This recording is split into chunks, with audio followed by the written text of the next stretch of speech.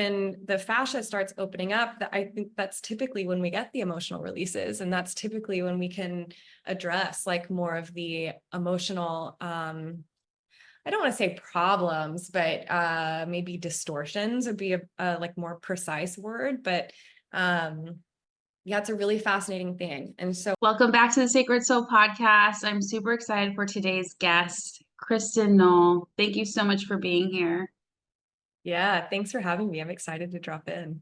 You're welcome. And we have been friends for a while. You've been my client for a while. We've met, I don't know, a couple years ago in Costa Rica for the first time through mutual friends and Fit for Service community people. So it's such an honor to finally have you here on my show so we can chit chat about your work and all the amazing things that you're doing. Thank you. Thank you. Yeah, I'm excited. I appreciate everything. You're welcome. So I like to ask people this question. I'm obsessed with it. It's like I can never get enough of this. Who are you and who are you not? I love that question. I'm also a writer. I write poetry and I'm writing a book right now. And I woke up like with this poem a couple weeks ago, and it's been very alive for me. But the line that came through was, I don't know who I am today.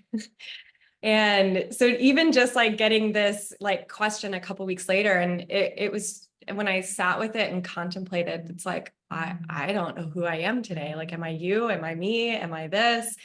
And it's almost like in a vague way an answer. It's like, I have a long history of a yoga practice, and it's part of the yoga practice too, like always presence and always like every time I open my eyes, it's a new version of me and a new version of you. And so who am I today? I don't know. I don't know. My name is Kristen and, I have work that I do. So that's my esoteric response. Who am I?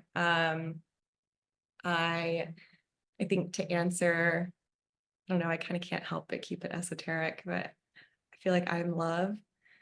And that's the work I do too. I am love. I am free. That's also the work I do. I am free. Yeah. Beautiful. And who are you not? If you had to just put something out there. Who am I not? I'm not separate, to stick with the same vein of esoteric, like ethereal answers. I am not separate. Beautiful.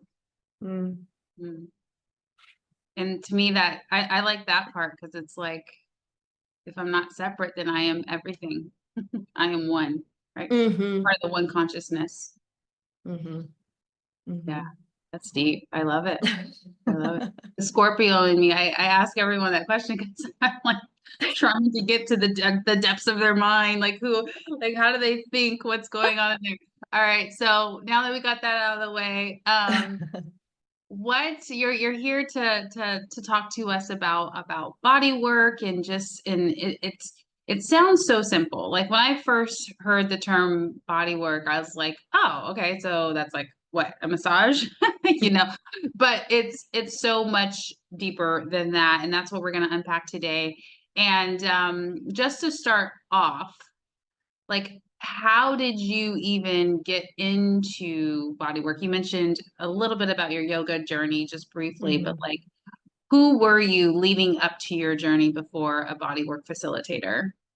Yeah, my path into bodywork started as kind of a joke, which is like a really funny piece of my personality. Sometimes I make a joke and then just have to see it through full circle. But I was like doing a shoulder rub for the guy that I was dating at the time. And I remember like rubbing his shoulders, and I was like, oh, I should go to massage school, and like, then these shoulder rubs will be really good. And as I vocalized like this just kind of passing joke, my whole body did this thing, because I was in this transition time between like jobs, and I was doing some traveling, and I was like, wait, I think that's actually like what I'm supposed to do. And as far as background leading into that, like I've been practicing yoga for about 13 years.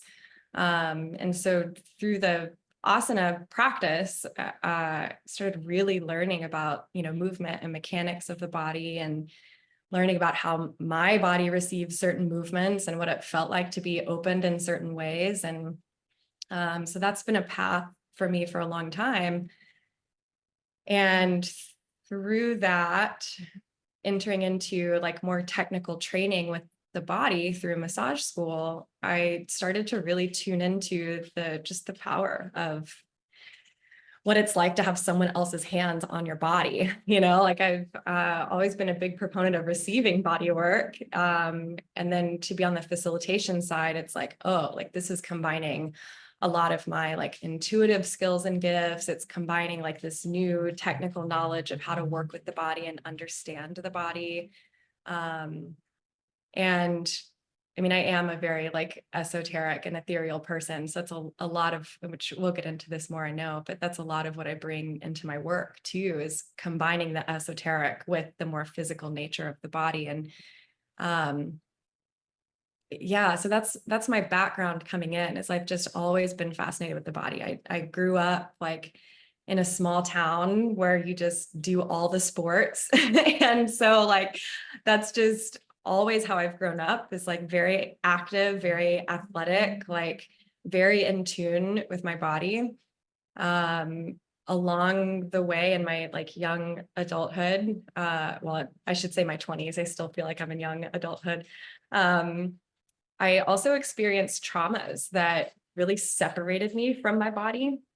And that's where yoga came into play, is like seeing, like reconnecting with my body again. And it's not just the, physical movement of arm here, leg there. It's just like really connecting like mind and body with the movement. And it was healing in so many ways for me, just making those connections again. So for me, body work is a further expression of that, of connecting the, mental processing to the emotional processing to the physical processing, and just seeing where all those things join in. Yeah, beautiful. I want to touch on something really quick, and I just want to make sure I don't pass over this, because it's something that many of us deal with, and that is that disassociation Mhm. from the body. So if you can give us a little bit more detail, like what was it like? I don't know if this is like the first or second time for you, or maybe it was the day that you had that breakthrough where you were actually able to really rise above that disassociation from the body, and you came out of that like, oh, whoa, like I'm way more connected now. Or again, it could have been like a first time situation, just noticing how challenging it was to get the mind and the body and the spirit on the same page. What was that like? I don't know if, I mean, I could probably dig and find like a defining, moment where I felt that. But I think we all experience this to a certain point. It's like these little baby steps, like the little deposits in. And I remember like starting my yoga practice, and I tell this story a lot to my students, but it's like, I remember my first class, and like the class starting in child's pose. And I remember the teacher cueing hips to heels, chest to ground.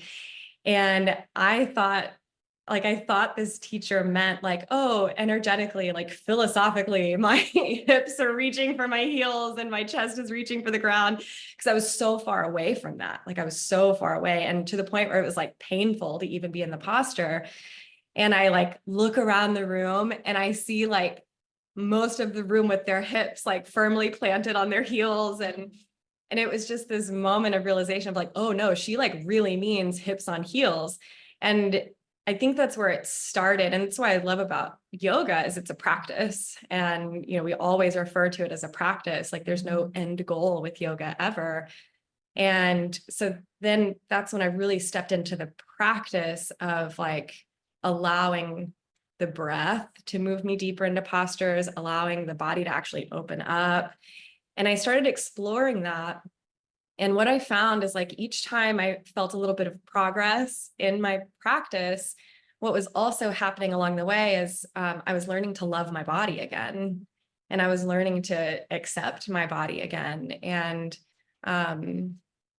my particular like trauma that led to dissociation from the body was a sexual assault. And I mean, there were years where I hated my body, and I don't think I even fully realized it's what I was doing, but that came through in like poor diet choices. Like, I got really stagnant and like not active for several years, and put on weight, and was also on hormonal birth control, which takes you away from like your natural feminine cycles. And so there were a lot of things in my world that were taking me away from the natural connection with the body. And there were a lot of mindset things too around that, where it almost didn't feel safe to be in my body.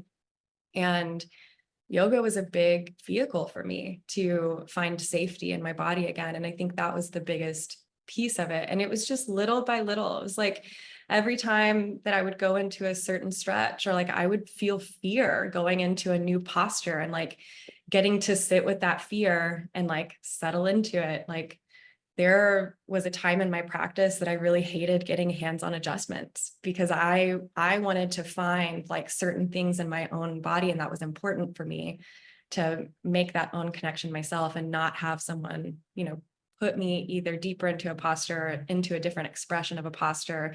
It was important for me to explore those places. So curiosity came through, self-love came through, self-acceptance came through. And that was all through my yoga practice. And it was just little bits at a time where, all of a sudden I'm in child's pose, and I like love it. And I feel the grounding energy of the posture, and I feel the like humble bow that's there in the child's pose. And I feel safe in that. And now it's progressed to a point where if I feel, I'll use the word discomfort. If I feel discomfort in a posture, like I'm even able to like, the discomfort offers a role too, and getting to sit and hold that discomfort and then allow it to show me what it needs to show me. But it all spurred like a sense of curiosity with my own body, and with my own like emotional awareness around my body. Yeah, so important. And it's a journey. Yeah. It's like, it's not going to be perfect every day. Again, most of us have things, even if it's not big T traumas, a lot of us experience these little micro traumas, so many of them back to back, almost to the point where it seems like we have a perfect childhood, right? Mm-hmm. A perfect childhood, no big T trauma. And then, but what's happening is these little T traumas, or anything that takes us away from being our authentic self. And then we learn to be more in our mind, or we're just trying to survive, whether that's emotionally, mentally, or physically. Yeah, so that disassociation can be, it could almost go undetected. It can 100%. almost go undetected. And so, yeah, this journey of coming back to it is so powerful.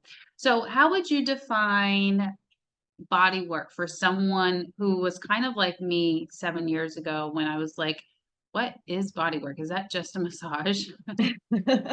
Yeah, it's a really good question, because we also have all these different modalities that people practice with body work. So I feel like it can take this answer would probably be different for everybody that talk to. But for me to like, and it's so layman, but it like working with the body, right? Like if we think about it just in the simplest forms, it's like working with the body. And so with my particular modalities that I practice, I have training in massage and muscle tissue manipulation, and working with the fascial system as well, and the tissues of the body, not necessarily, at least not for me, structural work. But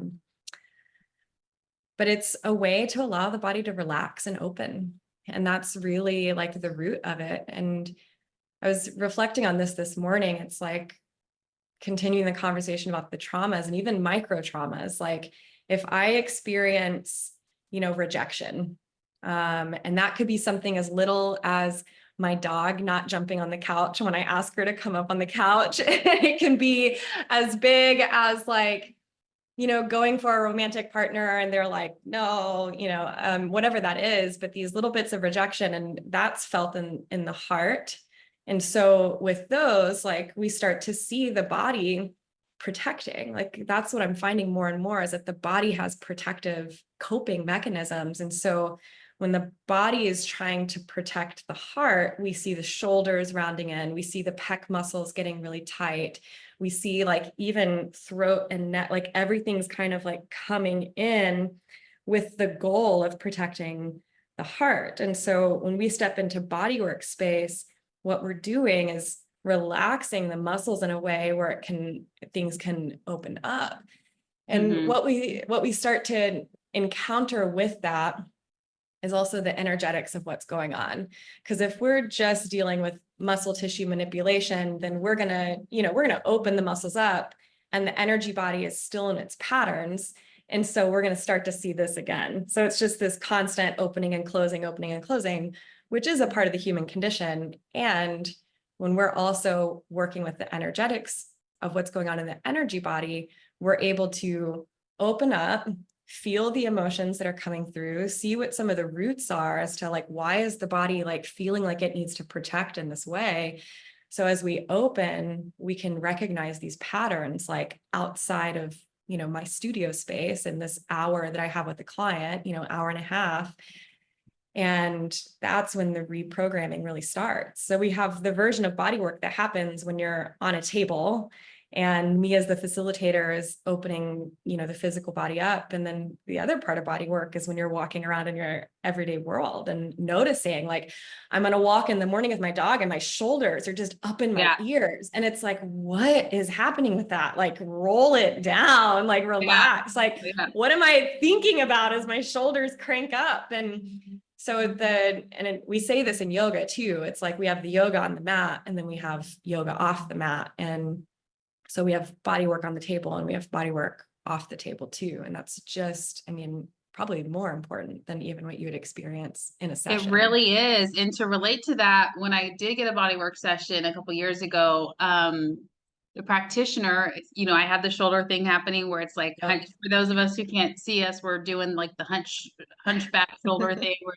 you push your shoulders forward. But I almost had like one more than the other. Anyway, he was like, your homework is to sleep in the middle of your bed and just let your arms and your legs like sprawl out. And I was like, oh, no. I don't like to sleep like that. I was like, I sleep like a pencil. He's like, I could tell because I do a lot of work. He's like, this is not a great thing, dear. And I'm like, okay. And it was tough. I tried it, and in the morning I found myself like back into that little thing. But over time, I think it got better. But you're right. It was more of an energetics thing. And I don't think I probably still sleep a little contained, but it's just not as tight. Right. Yeah. So there was some progress that happened, the body work off the table type of concept, to where my energy and whatever else I was doing to kind of bring more awareness around my particular situation, it opened me up, and yeah, and we're all always doing like healing and integration in other areas of our lives. So this stuff just starts to merge with whatever journaling work you're doing, whatever plant medicine retreats you're doing, whatever hypnosis stuff you're doing, it all starts to merge together, which I find is fascinating. 100%. And that's life. Like, at least for me, that's a goal that I carry, is that it's integrated practices. And that's also what I like to invite my clients into with the work that they do with me, is like, this isn't just about you paying for a 90-minute session once a month. Like, this is about making pretty serious, like, not serious, but impactful shifts, like in lifestyle and mental processing and emotional processing. And what I'm really learning since stepping into bodywork space is like the body offers us like a doorway. It offers us a doorway into what's going on, because it's like our body is just the physical manifestation of, everything, of our environment, of our, background, of our living situation, of our work, of our like mental processing, like, and so the body is like our doorway. I think of, I'm like a nerd. I love Harry Potter. I love Lord of the Rings, like all the things. And it just is in my mind. But in Harry Potter with the port keys, like you grab this thing and you're transported to another place. It's like the body is the port key to what's going on in the quantum space and the energetic space as well. And that is when we can really like embrace that, then curiosity can really come forward. And we're not fixing the body. We're just seeing what messages the body is conveying to us about what's going on out here, because the body always tells us that, whether it's muscle tension or whether it's, disease or, Mhm. chronic inflammation, chronic pain. It's all just, it's showing us message. And I know, this is like a lot of like the work I've experienced with you as well as, I've experienced when I had that, kid, interaction with mold. Like you were one of my first calls. I was like, my body is doing this thing. I'm covered in hives and like my lungs are just like condensed. And our body is showing us messages all the time as to what's going on. And we can't always see the energy, but we can see the body. And so our energetic self knows that it can communicate with us through our physical body. And like when we learn how to interpret the language of the body is when I think we can experience a lot of freedom in our like human experience. And it's really powerful. Yeah, so powerful. And I want to say something like this you're so connected to your body, and I think I'm just now having this realization because when you did come to me and you had the highs from the mold toxicity. For anyone who doesn't know, my energy work is a blend of all kinds of different things, shamanic practices and different modalities. But it's not touching the body. It's literally working with the person's energy field, like maybe 6 or 12 inches above them, and letting their subconscious and your body awareness do all the moving and twisting and like and merging with the energy that's coming through from another version of you somewhere out there. So it's just like, but and when you did your process, like we saw immediate results with you. Yeah. I was like, girl, that's not me. That's all you. Like, I'm just a bridge for the energy. I'm creating the container, holding the container so that way you can go through your process and you don't have to worry about the structure of the container energetically. I got that. But you were like doing your own healing and like literally, and I'm crediting your again like your access to like your Mm-hmm. autonomic nervous system, like your Mm. intention, your subconscious, where you're like, okay, that thing happened, this is the impact of the mold thing, but like we're here to like energetically like reset, like whether it's the histamine system or like whatever it is, it's like immune system, like let's untangle this energy, bring in the higher vibrations, and then that way the densities can work itself out. Yeah, that's it. And I study Joe Dispenza and I study like the quantum physics world. And I remember reading about just like the atomic structure of physical things and how we technically have, space between our atoms. And it's our mind that creates like this physical thing. And the deeper into that I go, the more that like I really embrace that. That's why you were my first call. It's like I have painful hives all over my body. And I also know that this is a manifestation of something energetically going on. And in that session too, like I think you even have, you do have videos of this, of me just like, ugh, like contorting and like doing all this stuff. And it's like, and I see that in my sessions too with my clients from time to time. And I've like learned that that's like my body was attempting to like hold on to this thing, and it took work to like make that decision to let it go.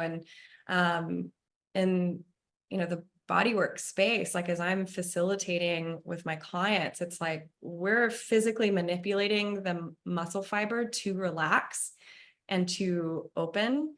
And in that space, we're playing in the quantum space too. So we're relaxing the muscle tissue down, and there's opportunity there. Like as I'm opening and relaxing, what am I calling in? What am I creating? What new reality am I stepping into with this relaxed body? And it requires this, like, there's also a mental and emotional, like letting go of things that might even be pleasurable. like that we have attachments to. And it's a really fascinating. I mean, it's just fascinating to me. It's so, so fascinating. Yeah. Yeah, absolutely. Absolutely. I had Maria Alferez on this show recently. Mm. Uh, do you know of her? Yeah. Yeah. I saw that Yeah. you interviewed her. This is so good. She's so cool. She's so cool. And what was I going to say? The fascia. So she Yeah. brought, and I forgot what episode. Maybe I'll link it below. So if anyone is really interested, you can check out not just this one, but also some of the other Bodyworks episodes on here. But yeah, she was talking about the fascia too. It's like what you said, our body wants to hold on to stuff. It wants to store it in the actual fashion. And this is not coincidentally, but synchronistically, even in yoga, it Mhm. targets the fascia. I love yin yoga because sitting in a certain pose for 3 minutes. I mean, sometimes I'm like waiting for a cry to happen. I'm like, come on, Yeah. I got it in me. Come on, let's cry. Let's get it out. But otherwise, I just know I can feel when I'm really getting deep into a certain point in my fascia, whether it's hips or legs or hamstrings or something, because I know that that is like pressing out. It's pushing out something that I was trying to hold on to. Mhm. And so can you talk a little bit more about that? Maybe some examples when you're really like working with the fascia. Um, what does that look like? What does that feel like for people? Yeah. So the fascia is really interesting. I mean, it's connective tissue. So it sits beneath the skin above the muscle. And the fascia is really meant to like hold everything in place. And it's also designed to be very plastic and flexible. And so what happens, so to use the example of like the protecting of the heart, like we experience rigidity in the muscle fiber, which is like working out knots, and like we feel them as like balls, right? Like under the surface. And the fascia will start to get rigidity there too. And the tissue is really interesting to work with. And a lot of the fascia work I do is lighter. And I wouldn't say that I like work with the fascia like straight on, but when I notice these patterns start to happen, I know that we have to like work with the fascia. And it's almost a process of like gently, which Maria's work is a lot more, I don't want to use the word aggressive, but it's like you She watch gets in video. here. I she, mean, look at one of her she, videos. Is that person okay? Yeah, it's like, wow, they are hanging by their shoulder blade right now. Right. And there are like times where I like get in and work with people in that way. Sure. A lot of times when I'm working with it, and this is like, it's kind of a personal thing too. It's so satisfying to feel that fascia like gently, because it'll melt. Like Sure. it'll go from feeling like if you try to pull on the fascia, you can feel like the tension that's there too. And just with like a little bit of pressure and just like a little bit of movement, you feel it melting under your fingers. And my approach is more like the yin approach, right? Where it's like you get into a posture and you hold for 3 to 5 minutes, and that fascia is just gently, gently, gently like opening up, which then allows you to get into the, muscle fiber just a little bit more deeply. And what I'm also learning too is like in that connective fiber, like, and Maria talks about this a lot as well, but just I feel like the emotions are mostly held there, like the stored stories and Yeah. emotions and patterns really are held like Childhood wound. in, oh yeah, it's really held in the fascia more than it is in the muscle fiber. And so when the fascia starts opening up, I think that's typically when we get the emotional releases. And that's typically when we can address like more of the emotional, I don't want to say problems, but maybe distortions would be a like more precise word. But yeah, it's a really fascinating thing. And so what my clients will experience when I'm working with the fascia is I'll be working with it, and then unprompted, a client will take that big breath, just and then all of a sudden their shoulder is like relaxing down a little bit more. They're more open, they're more receptive. When I go in to do more muscle work, it's a little bit easier to get through the muscle. And that's like on the, physical level. When I'm opening up fascia with clients too, on the emotional side, when that sigh happens, is usually like, if there's going to be a tear, it's going to be in that sigh. Or if there's going to be like some of the more like tensing emotions would be like anger, rage, fear. Those are typically the ones that like bring us into that like protecting mode. And so there are times where like when I'm working with the fascia, that anger comes up, and it'll be almost the opposite, where like that sigh will come through and a little bit more tension will also come through, in that same way that we talked about the letting go of the mold and the hives, and like my body doing that convulsing, like that's when when there's anger there, or when there's like, fear, it's like, it's hard to let go of those things because those are protective mechanisms.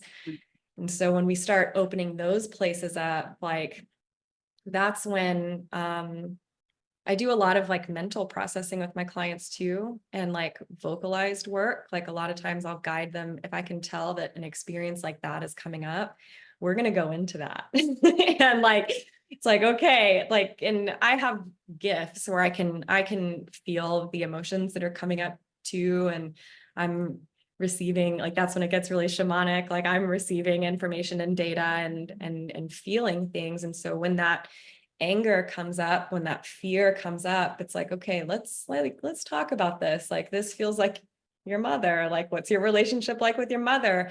And then once the client starts vocalizing these things, which that's a whole side conversation on the power of vibration with the voice. But once that vocalization starts occurring, then it's like, oh, this is safe space to like, let this thing go. And then we start to get the shoulder relaxing down, and then we can go into the muscle work. And so the fascia is this really interesting way for us to get the body, I think, to feel safe when that starts to open up. It's like fascia is melting, it's back in its more like gelatinous state. And then we can kind of like talk through some of the things that are being perceived in that state. And it feels a lot safer, feels a lot more comfortable. But yeah, and this is also, I do assisted stretching as well. It's like PNF stretching. And we're getting into the fascia a lot more with that versus, massage. But yeah, it's a really fascinating, I use that word a lot. It's fascinating. Like I'm always curious about all of this, because everybody's experience is totally different. Every session is totally different. But the sigh is what, like, as a facilitator, is my cue of like, okay, like we're in it now. We're open, we're listening, we're receiving now. Beautiful. How does someone know if they need body work or if it would be highly beneficial to them? What are some signs or symptoms? I mean, I think everyone needs it all the time. It's like, I would say, because there are a couple different avenues with this, right? Like there's an avenue where it's like there's chronic tension, chronic pain. And in that state, like, yes, having someone help you through muscle tissue, fascial adjustments, like that is going to help you feel physical comfort in your body. So that's just kind of like an easy one. It's like, my shoulder is tight, I can only go to here, and I want to be able to get here. Like having a facilitator take you into those places, like, is helpful. There's also this side of it. And this is where, like, I feel like my work tends to navigate, is like, if you catch yourself in a pattern, like an emotional pattern, or even like a manifested pattern, body work. So if there's a trigger that's coming up in your world just over and over again, or let's say you feel like you're in the same income level over and over and over again, and you attract jobs that pay the same, and you attract jobs that make you feel the same, or relationships are the ultimate mirror where we can really like see these patterns. But if you find yourself like in this kind of like circulating pattern and it seems to be repeating, I mean, I highly recommend body work because there's something happening at the energetic level and we can't always see that, like and so the physical body gives us keys. It's like if there's, you know, this spot in the glute that just like won't let go, I guarantee you it's related to one of these like emotional patterns as well. So it's like those two avenues. And within that, like it can be expressed in all kinds of different ways. It might be expressed in a more physical way. It might be expressed in a more like mental and emotional way. My personal path with like, I have a very active, I'm going to choose speaking like Joe Dispenza, we've brought him up. I'm going to choose my language carefully here, but, I have a very active mind. I intellectualize a lot.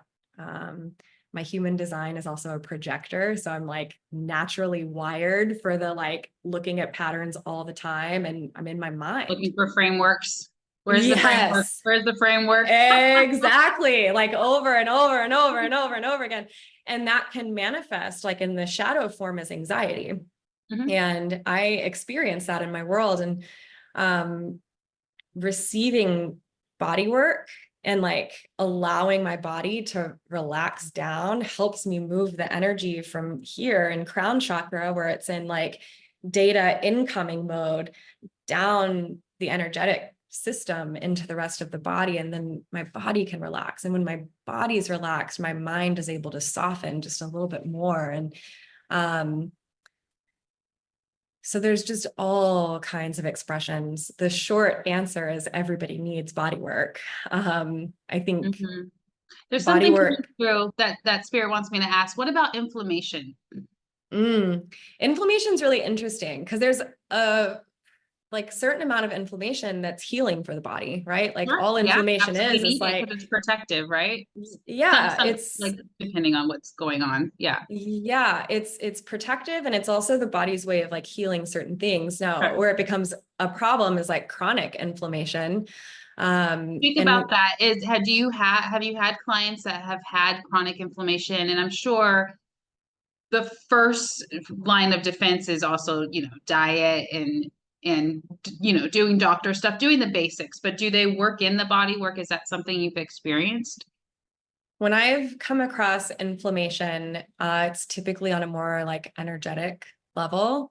I would say like the physical nature of inflammation is probably out of my scope of practice. Right. Yeah, it's probably some other things. Yeah. And I usually refer my clients to like nutritionists that I know and things like that. And but inflammation, like if we tune into the energetics of it, which is like what we've stated, so either protective or like it's your body's way of like healing something. Inflammation is an opportunity to like tune in and be like, what's there? And when I have clients that are experiencing inflammation in certain areas, a lot of times like because my gifts is like I have kind of a built-in like rosette. I know how to talk to the body, like and I can't explain it, and that's why I call it a gift. Is like when I tune into certain pieces, I'm having a conversation with that particular muscle or with that particular spot of inflammation, and they carry these like really like beautiful messages. And like when the physical body at its intention is trying to heal, it's like, oh, this is just showing us something. And so depending on where that inflammation is showing up, so like if it shows up in the chest or in the shoulder, like a lot of times we're doing heart work, like something is tender here. And if we can bring that into our conscious awareness, a lot of that work is creating safety in the body. And when the body feels safe, the purpose of the inflammation can actually be received by the body too. And so just like tuning into some of the stories, and I've got like visualizations that I guide clients through, and we end up doing like versions of parts work and versions of just like connecting with this could be a whole like side trail of a conversation. So you can let me know if we need to rein back in, but there are certain like parts of the body that even are like our ancestors or our guides are trying to give us messages. And when we get into a deep state of survival, the only thing we listen to is pain. That's like the only thing Right. we respond to. And so when messages are trying to come in, when like even transformation is trying to occur, like sometimes I'll only listen to my shoulder if it's causing pain. Right. And I've had sessions with clients. Like I had one client come through and he has this like chronic spot in his low back, and we tuned in, and like his grandmother's energy came through, and she, passed a couple years ago, and there was a really beautiful message that was delivered through that. And I could feel her very much in the space with us. And she was kind of sassy. She was like, if you would listen to me, I wouldn't have to hurt your back. And it was like, I was like, whoa, so it's where I just learn more and more that our bodies are like tuning forks. Like our body is just accepting information, accepting energy, accepting data. And when we start on a path of conscious awareness, it's almost like our responsibility to decipher those messages. And if we're in states of survival, the only thing we listen to is pain. So your body is going to give you things like inflammation. Your body is going to give you, structural issues where it's like, well, they're only paying attention if they're hurting. And it's a very bittersweet thing, because what we get the opportunity to do is learn to open up and receive from a place of like pleasure, bliss, comfort, to receive those messages in those times too.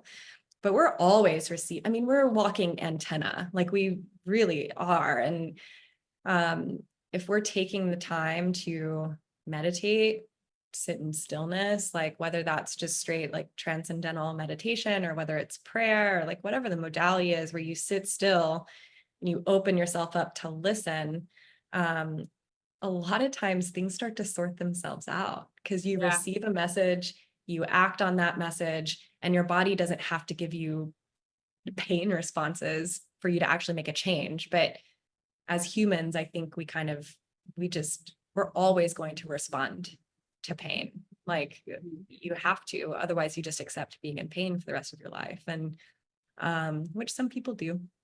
I think we have access to like technology now that enables us to step outside of that. But I think, inflammation is sending us a message always. And it's kind of like the height of it. Like inflammation is painful, and we're going to listen to it at that point.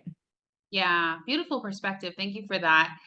So I want to talk about more of some of the transformations that you've been a part of with your work. What does it look like for someone to really receive the medicine of body work, but like what's the transformation that they experience? Oh wow. I'm like going back through my like database now. I work with a lot of clients who are creators in a lot of ways. So whether that's leadership positions in work or in their communities, and the clients that I see consistently, to see their like evolution of their journey, and the confidence that comes through, and like the things that they go on to create. Like I have someone that I've worked with, and she's a dear friend of mine and also a client, but I remember doing a session with her, and it was a lot of like neck and throat chakra work. And there was one point in the session where I had this perception of, like armor, like if you think about metal, heavy armor that a knight would wear, I could just feel that around her neck. And it was like it had a lock on it. And so we like talked through that, and I felt that start to remove, and I felt like then the muscle fibers started to relax out. And to see what she's gone on to do, which is like really express herself in beautiful ways. Like she sings in front of people, she does like improv comedy, and she's like putting herself out there and using her voice more. And she's a friend, so I also see her like vocalizing her truth and like vocalizing boundaries and just going through that process of speaking her truth and like expressing herself in an authentic way. And that's what this work gets to do. And I have another client, another female, where there's a lot of tension through the neck, through the shoulders, specifically on the left side. And that does tend to be boundary work. So whether that's, there are times that boundaries are too rigid and unforgiving.